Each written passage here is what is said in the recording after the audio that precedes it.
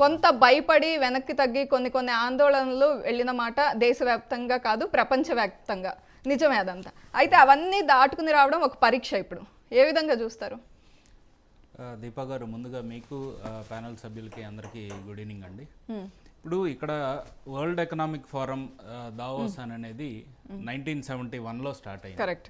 అప్పటి నుంచి చూస్తే బ్రాండ్ అంబాసిడర్స్ కావచ్చు, లేదు అంటే ఒక స్టేట్కి ఐఏఎస్లు కావచ్చు, లేదు అని అంటే స్టేట్కి సంబంధించిన హైయర్ అఫీషియల్స్ కావచ్చు, వాళ్ళు వెళ్ళి స్టేట్ను ప్రమోట్ చేసి తీసుకొచ్చేవాళ్ళు. కానీ ఫస్ట్ ఆఫ్ ఇట్స్ కైండ్ ఒక ముఖ్యమంత్రి హోదాలో దావోస్కి వెళ్ళటం అనేది స్టార్ట్ చేసిన మొదటి వ్యక్తి ఎవరన్నా ఉన్నారంటే చంద్రబాబు నాయుడు గారు. ఆయన్ని ఇప్పుడు దావోస్లో ద దావోస్ మ్యాన్ అని కూడా అంటారు.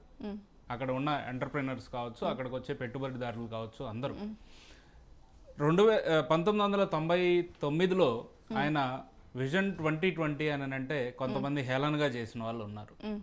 కానీ ఆయన ఎక్కడా కూడా బ్యాక్ స్టెప్ వేయకుండా దావోస్కి వెళ్ళి ప్రతి మీటింగ్లో పార్టిసిపేట్ చేయడం కావచ్చు, లేదు అని అంటే అమెరికా సియాటిల్ వీధుల్లో ఫైల్స్ పట్టుకొని తిరిగి బిల్ గేట్స్ని కలవటం కావచ్చు, అందరినీ కలిసి ఇన్వెస్ట్మెంట్స్ తీసుకొచ్చి ఈరోజు హైదరాబాద్ ఈ స్టేజ్లో ఉంది అని అంటే 100% ఆ ఎఫర్ట్స్ వెనక చంద్రబాబు నాయుడు గారు ఉన్నారని చెప్పడంలో ఎటువంటి అతిశయోక్తి లేదు.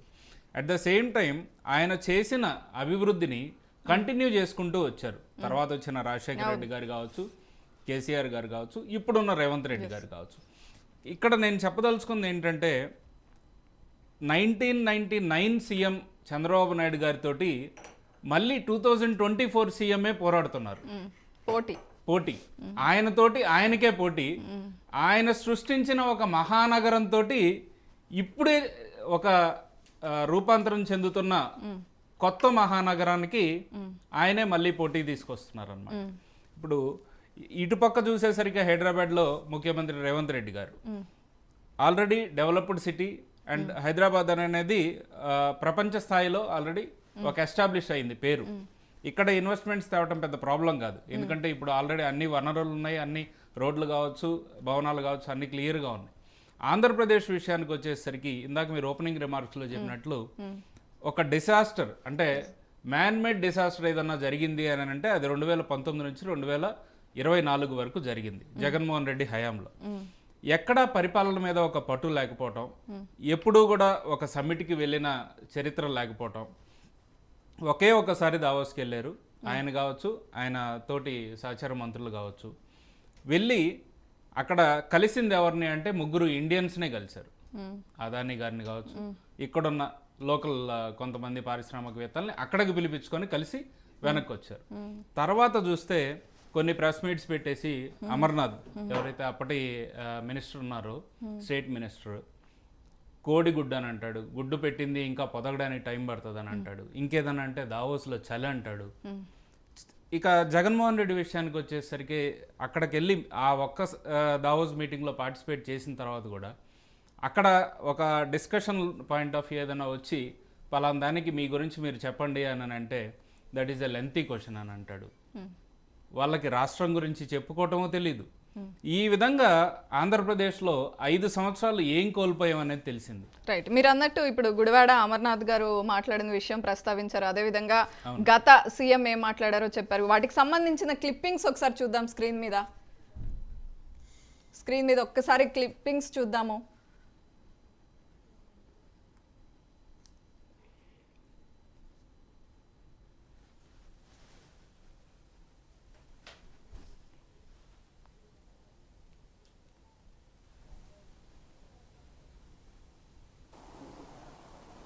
సాధారణంగా చలిలో ఉంటే ఎవరైనా స్నానం చేస్తామా?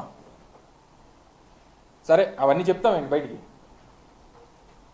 కానీ చంద్రబాబు నాయుడు గారు 2 రోజులు స్నానం చేయలేదని అదొక న్యూస్.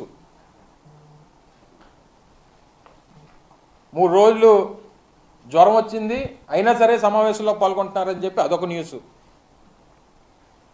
విపరీతంగా లూజ్ మోషన్స్ అవుతున్నాయి చంద్రబాబు నాయుడు గారికి, అయినా సరే ఎక్కడా కూడా అవసరమైతే డైపర్లు వేసుకొని సమావేశాలు చేసేసుకుంటున్నారు. డైపర్లు వేసుకొని చంద్రబాబు నాయుడు గారు మీటింగ్లు చెప్పేస్తున్నాడు, మీటింగ్లలో మాట్లాడేస్తున్నాడు, అదొక న్యూస్.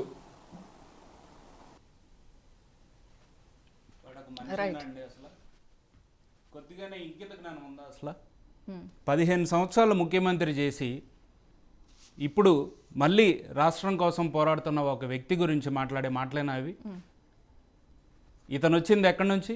ఇతనికి రాజకీయ భవిష్యత్తు ఎవరిచ్చారు? తెలుగుదేశం ప్రభుత్వం కాదా? ఇలాగా ఒక ముఖ్యమంత్రి గురించి హైప్ వస్తోంది అనే దానికి సంబంధించి వ్యంగ్యంగా మాట్లాడినట్టు వ్యంగ్యంగా మాట్లాడుతున్నాడు. అడ్డు అదుపు లేకుండా ఆయన ఏమీ చేయలేని పరిస్థితుల్లో పక్క వాళ్ళు ఏదైనా చేస్తున్నారు అని అంటే వ్యంగ్యంగా మాట్లాడటం అనేది వైసీపీలో ఉన్న నాయకులకు ప్రతిపాటు అయిపోయింది. ఇప్పుడు మన చంద్రబాబు నాయుడు గారి విషయానికి వచ్చేస్తే ఆయన ఎంత ఎఫిషియెంట్గా అన్ని సభల్లో పార్టిసిపేట్ అవుతున్నారని గత 2 రోజుల నుంచి చూస్తూనే ఉన్నాం. ఎన్ని మీటింగ్స్ అటెండ్ అవుతున్నారు అని. కేవలం 4 గంటలు ఫ్లైట్ జర్నీ చేసుకున్నారు. ఆ తర్వాత వెంటనే తెలంగాణ ముఖ్యమంత్రితోటి మాట్లాడుకున్నారు.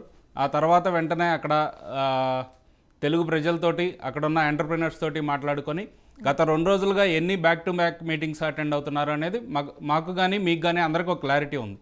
వీరు ఆంధ్రప్రదేశ్ రాష్ట్రానికి 20 లక్షల ఉద్యోగ కల్పన అనే ఒక ధ్యేయంతో వెళ్ళారు. దాంతోపాటు 30 లక్షల కోట్ల ఇన్వెస్ట్మెంట్ అనేది తీసుకొని రావాలి, ఎట్టి పరిస్థితుల్లో రాష్ట్రం విచ్ఛిన్నం అయిపోయింది అనే ఒక సదుద్దేశంతో వెళ్ళారు. అలాంటి వ్యక్తి గురించి ఈ విధంగా మాట్లాడటం అనేది ఆయన విచక్షణకే వదిలేస్తున్నాము. మేము తెలుగుదేశం ప్రభుత్వం కావచ్చు, చంద్రబాబు నాయుడు గారు కావచ్చు, లేదా మన లోకేష్ గారు కావచ్చు, చాలా క్లియర్ విజన్ తోటి ఉన్నారు. వీరు ఒక 3 యూనివర్సిటీస్ పెడదాము అని డిసైడ్ అయ్యారు. అక్కడ దావోస్లో కూడా ఇదే చెప్తున్నారు. పెట్రోకెమికల్ యూనివర్సిటీ కావచ్చు, ఆర్టిఫిషియల్ ఇంటెలిజెన్స్ యూనివర్సిటీ కావచ్చు, స్కిల్ డెవలప్మెంట్ యూనివర్సిటీ కావచ్చు. ఎక్కడా లేని విధంగా, ప్రపంచంలో ఎక్కడా లేని విధంగా ఆంధ్రప్రదేశ్ లేదా తెలంగాణలో యువత ఉన్నారు. యువతకి కొంచెం స్కిల్ ఇవ్వగలిగితే ఎక్కడికైనా వెళ్ళి పనిచేసుకోగలిగిన సామర్థ్యం ఇక్కడ ఉన్న యువతకు మాత్రమే ఉంది. ఇప్పుడు అమెరికాలో కూడా చూస్తే అమెరికాలో పనిచేసే వాళ్ళకంటే తెలుగు వాళ్ళు అక్కడ ఎక్కువ ఎర్న్ చేస్తున్నారు అని అనేది అందరికీ తెలిసిన విషయం. వాళ్ళ సగటు ఆదాయం $60,000 ఉంది అని అంటే తెలుగు వారి ఆదాయం 1,20,000 కోట్లు ఉంది. ఈ విధంగా మనకి రావడానికి ముఖ్య కారణం ఒక 20 సంవత్సరాల వెనక చంద్రబాబు నాయుడు గారు చేసిన దూరదృష్టి, ఆయన చేసిన విజన్ ఒకటి. ఇప్పుడు అదే విధంగా చంద్రబాబు నాయుడు గారు గత 20 సంవత్సరాల్లో ఐటీలో కావచ్చు, పవర్ సెక్టర్లో కావచ్చు, లేదు అని అంటే ఆరోగ్య సెక్టర్లో కావచ్చు ఎన్నో రిఫార్మ్స్ తీసుకొచ్చారు. హైదరాబాద్లో ఒక ప్రూవ్డ్ ఎగ్జాంపుల్. అదేవిధంగా ఆంధ్రప్రదేశ్లో ఒక 6 పాలసీస్ తోటి వెళ్తున్నారు. ఎలక్ట్రానిక్స్ మ్యానుఫ్యాక్చరింగ్ పాలసీ ఒకటి, ఇంటిగ్రేటెడ్ క్లీన్ ఎనర్జీ పాలసీ ఒకటి, ఏపీ ప్రైవేట్ పార్క్స్ పాలసీ ఒకటి, ఫుడ్ ప్రాసెసింగ్ పాలసీ ఒకటి, MSME and entrepreneurs development processing ఒకటి, ఇండస్ట్రియల్ డెవలప్మెంట్ పాలసీ ఒకటి. ఈ 6 పాలసీస్ తోటి దావోస్లో మొత్తం 6 మీటింగ్స్ సెటప్ చేసుకొని క్లియర్ విజన్ తోటి అక్కడ ఉండే వాళ్ళందరికీ ఎక్స్ప్లెయిన్ చేయటం. ఆంధ్రప్రదేశ్లో ఉన్న వనరులు ఇండియాలో ఎక్కడా లేవు. ఆ కోస్టల్ లైన్ కావచ్చు, చెన్నై కోల్కతా సరిహద్దు కావచ్చు, ఇవన్నీ ఆంధ్రప్రదేశ్కి ఒక కలిసి వచ్చే అంశం అనమాట. అది కాకుండా P4 మోడల్ అనేది ఆంధ్రప్రదేశ్లో ఇప్పుడు కొత్తగా ఇంప్లిమెంట్ చేయబోతున్నాం. Public private people partnership. ఇది కూడా మనకు ఒక కలిసి వచ్చే అంశమే. ఖచ్చితంగా మేము అనుకున్నట్లుగా నిరుద్యోగులు ఎవరైతే ఉన్నారో వారికి ఖచ్చితంగా ఉద్యోగ కల్పన, వాళ్ళకి స్కిల్ డెవలప్మెంట్ కావచ్చు, ఇవన్నీ చేసే బాధ్యత ప్రస్తుతం ఉన్న కూటమి ప్రభుత్వం తీసుకుంటుంది. ఖచ్చితంగా మేము అనుకున్న 20 లక్షల ఉద్యోగాలు కంపల్సరీగా ఇస్తాం. రాష్ట్రం అనేది ఒక గ్రీన్ ఎనర్జీ హబ్గా కావచ్చు, ఆర్టిఫిషియల్ ఇంటెలిజెన్స్ హబ్గా కావచ్చు, తొందరలో రూపాంతరం చెందుతుంది. రైట్. గజేంద్ర గారు నమస్తే. కూటమి ప్రభుత్వం